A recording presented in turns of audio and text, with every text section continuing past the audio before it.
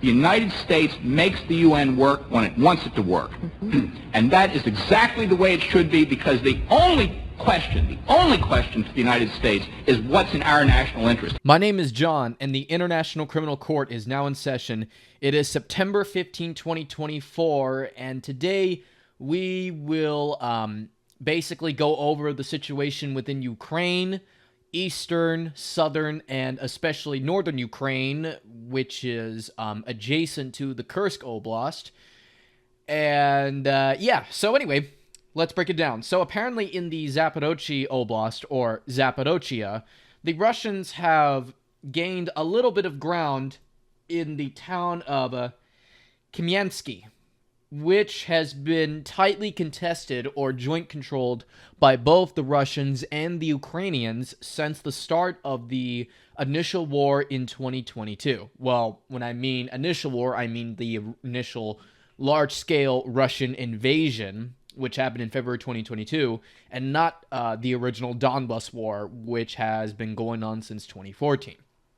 But yeah, the Russians have gained some positions in this area, which comes in light of reports that both Russians and Ukrainians are intensifying their strikes in this area, in this whole region, along with, I guess, the Russians also thinking for some reason that the Ukrainians would launch a counteroffensive too towards Energodar, which is home to the largest nuclear power plant, I think, in all of Europe.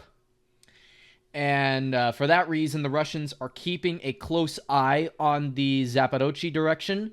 Though personally, for me, I don't think anything's going to happen in this area unless there's some sort of a surprise.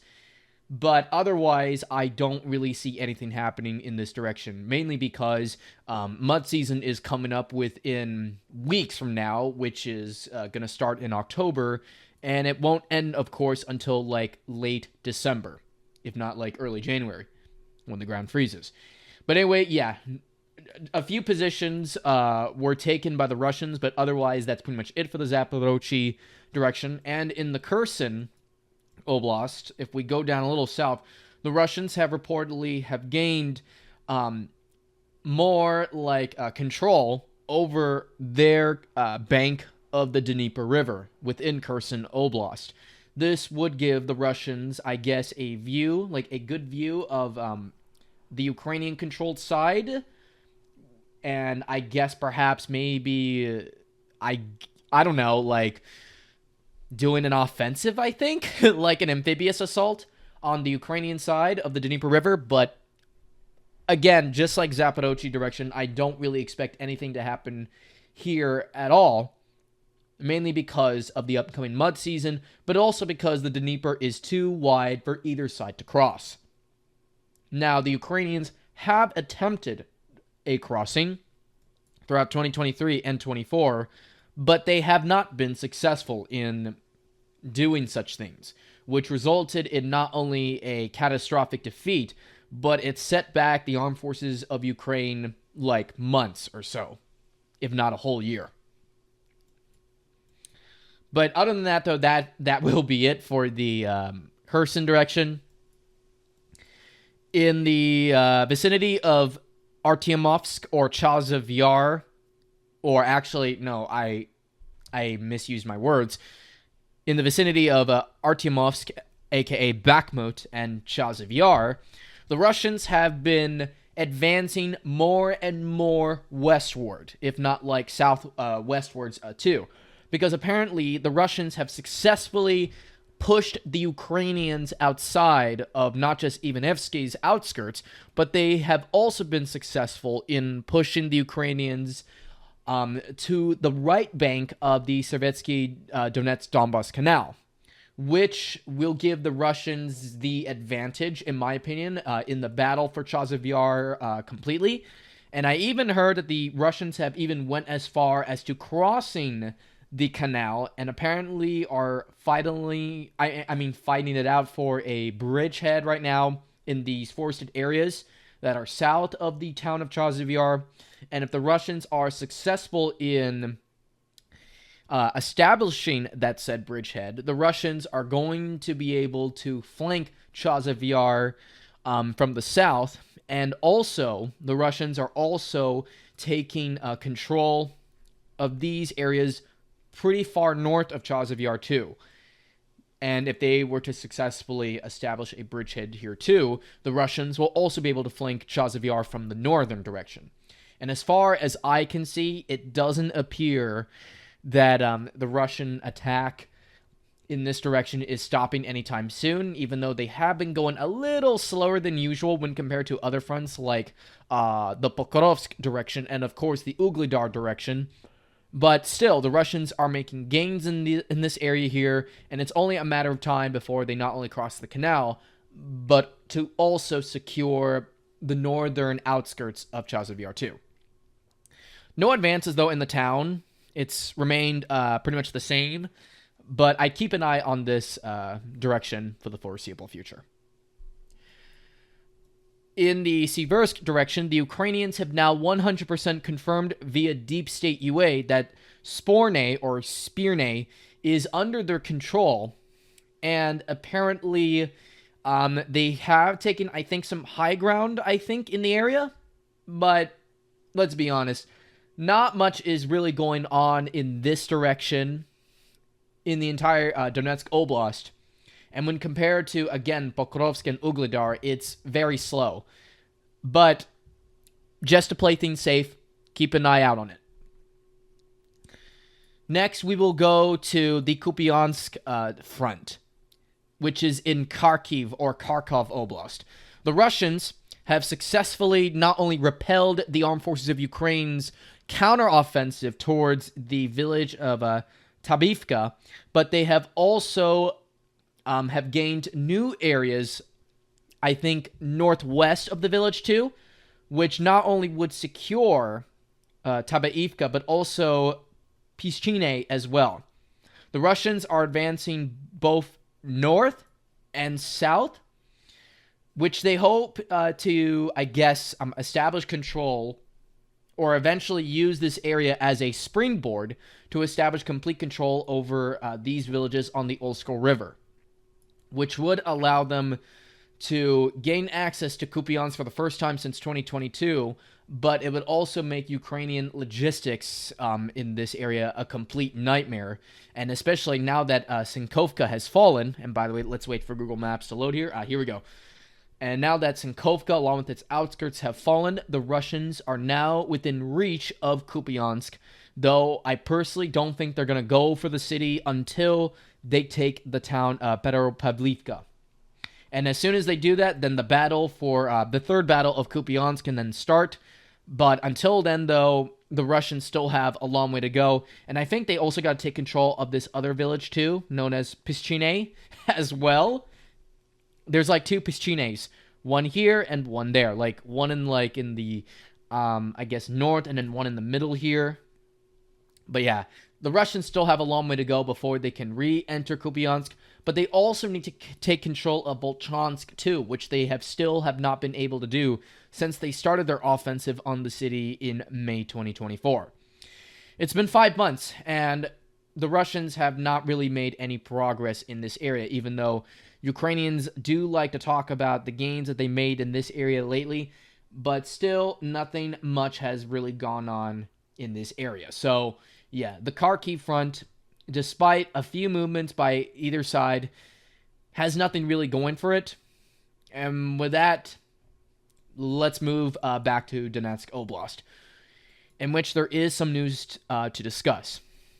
So, the Russians have successfully recaptured the town of New York, which is the largest town or outskirt satellite settlement of Toretsk, which is what the Russians are currently contesting for at the moment, and I wouldn't be surprised if Toretsk were to fall in the next couple of months, perhaps maybe before Christmas. But yeah, Deep State UA has pretty much now confirmed New York has fallen to Russia, for real this time, with nobody getting besieged and such. And within Toretsk itself, the Russians are pretty much on the brink of entering the downtown area of Toretsk. They're like a kilometer or so away. They're literally like a few meters away from entering downtown Toretsk, which is this massive line of commie blocks here. And also, Divjin, or also known as SOFA General Staff, has also categorized a big chunk of these residential low-rise areas as a gray zone, which, as all of you know, is not good news for the Ukrainians in Toretsk. The Russians are also advancing perhaps southwards here, so they're going to probably try to cut off this waste heap hill here. And if they're able to do that, then everything here will easily be taken by the Russians. But yeah, Toretsk is very much in progress, and if anything right now, the Russians have the full momentum in their favor at the moment, though I wouldn't be shocked, I don't know, if something were to happen here, like if there's suddenly a big Ukrainian collapse, or if the Ukrainians were to successfully turn Toretsk into another Artyomovsk, which would then drag the battle on for months, if not longer. But when compared to Artyomovsk, I think the Russians are going through the city a lot quicker, and they're especially going a lot faster than Avdiivka as well. But yeah, so anyway, moving on. Let's now talk about the Pokrovsk direction, which is the main front in the entire war in eastern Ukraine. Now, Suryak has taken out Krasny Yar and Kruty Yar as places under Russian control. And if anything, he's placed both of these villages in the gray zone. And he's also restored Mykolaiivka back to the armed forces of Ukraine. However, the Russians are contesting at the moment for the villages of Suky Yar and Lisovka, which, if the Russians are able to take control of these two villages, it would, I guess, maybe further fortify what they have taken over in Novogradivka, and it would also open the door for a further offensive towards the town of Selidovo, or Seladove, which I think is its name in Ukrainian, but I think it's Selidovo in Russian. But yeah, so as soon as they're able to take these villages here, along with this one and this one here, they should be able to not only lock up the E50 road, but it will make their future offensives on the town of Selidova much easier. And speaking of Selidova, let's go to its southern flank, which is Ukrainsk. Now, as all of you know by now, the Russians have been duking out with the Ukrainians for the town of Ukrainsk for the last couple of weeks. And I think as of the recording of this video, it appears that pretty much everything except for the waste heap has fallen to Russia. And with the fall of Ukraine's to Russia, this pretty much, I guess, cements the fate of the towns of Kharkivka and Girnik, which are the last two major towns in this area before essentially the entire defense line here, I guess north of Kharkove here, collapses. So if the Russians are able to take Girnik and Kharkivka, the Russians will not only be able to successfully secure their flanks that they made during the August offensive, but they would also be able to also secure what they got in Krasnogorivka too, which has also now fallen to Russia. And also, I forgot to mention that the Russians, if they're able to take Girnik and Kharkivka, would also be able to secure and like intensify their offensive towards Kharkove from the eastern direction. So they'll be able to take Maximilivka, Gostre, which, by the way, is now under mostly Russian control, according to Suryak, though other mappers may disagree. And it would also help them take control of the village of Ostrivske, which would then put them at the gates of Kharkove. Now, personally, I don't think they're going to go for Kharkove that soon. I think what will happen is as soon as all this falls here, the Russians will get to the Volcha River. Nothing's basically going to stop them at that point. Ukrainians will just flat out fall apart like dominoes. And then Maximilivka will then fall easily too. Maximilivka. And then they'll be at the gates of Kharkove. But then they're not going to push any further. Instead, what they're going to do is that they're going to go around it and perhaps take the villages of Stary Turny and Dachny, and maybe go for Andriivka and Constantinople or Constantinople or something like that. But however, Karakovy cannot also be taken without Ugledar too. It may be far away, but unless the Russians are able to take Ugledar, they won't be able to secure that southern flank. And speaking of Ugledar, the Russians are advancing. They're literally turning Ugledar into a cauldron as we speak right now. The third coal mine, sorry about that, is mostly under Russian control now, along with this coal mine here. So the Ukrainians are pretty much cooked in this area, and the 00532 road is almost under complete Russian control, with the exception of this part here within Ugledar and also this gray zone here. But yeah, the 00532 road is mostly under Russian control now, which would allow them to not only go for Ugledar directly, but it would also allow them to go for these series of villages here, there, and there. So basically, this entire huge chunk of land will become pretty much completely like Russian territory by maybe Christmas or so. So yeah. But yeah, that's pretty much it for the Ugledar and Pokrovsk fronts. Not as much big movement as it was like a week or two ago, but keep an eye on it. Now, in the Kursk direction, we have some shocking news. Apparently, the Russians have started their big counter-WoW offensive to retake everything that they lost in the Kursk direction in early August, and they have made some pretty sizable gains. The Glushkovko direction, for now, seems to be secured. The Russians have retaken Snagost along with these villages here. Pokrovsky, they're contesting for the village of Lyubimovka, and are also about to take the village of Tolsty Lug. The Russians are also trying to repel the Ukrainian offensive in this area, though I think it's going to be a little more difficult here because they're really trying their hardest to cut off Korinovo, but I don't think it's going to work. And as soon as these three villages here, this whole entire defense is going to collapse, and Sucha will pretty much be the final barrier or the final frontier for the Ukrainians. And because of this huge counteroffensive by the Russians, which resulted in the recapture of all these areas here, the Ukrainians started another offensive into Kursk, hoping to take the village of Vasilo, I think. Pardon me if I got it wrong. And the village of Ubukhovka. But they've so far have only been able to take like one village here, Novi Put, but that's about it. The Russians so far have been able to repulse the offensive, not just on these two villages, but also towards Glushkovo right here. And also, the Russians have retaken the village of Borky, and there's even geolocations now, too, to confirm it. Let's wait for Google Maps to load, and yep, there it is. So Borky has been recaptured by the Russians, and as far as I'm concerned, the Russians are advancing westwards to take everything east of this little river crossing here. So I guess they're aiming to retake Plikovo.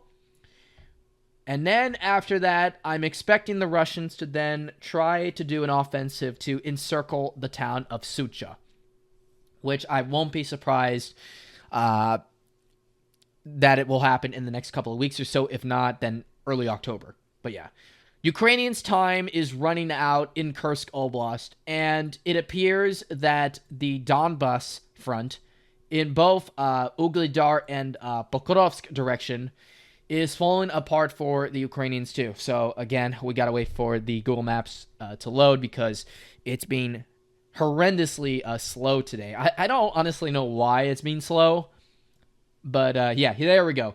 So yeah, the Ukrainians are struggling to hold the lines in both the Pokrovsk front and the Ugledar front, and I even heard reports that the city of Pokrovsk has had some major bombings, and apparently like one of the major bridges that goes throughout like the city, like the freeways, like especially the bridge that makes up the E50 road, was just blown up by the Russians recently. I think apparently this was blown up, this bridge here, I think. Along with this one too. Oh, wait, hold on. Where is it? Man, why is Google Maps being so slow today? I might need to reboot my PC after this. But yeah, so the Ukrainians' logistics in Pokrovsk was recently screwed up badly because of the blow up of these bridges here. And because of that, it's not only going to slow them down, but it's going to make defending around like 60% of the town of Pokrovsk much more difficult, along with Myonograd too. So yeah, people, I guess that's going to do it for today's video. So tell me in the comment section below what you think of the recent news in eastern Ukraine, and I'll see you all next Sunday or Monday, depending on what's going on in my life. So take care, everybody, and have a safe night. Peace out.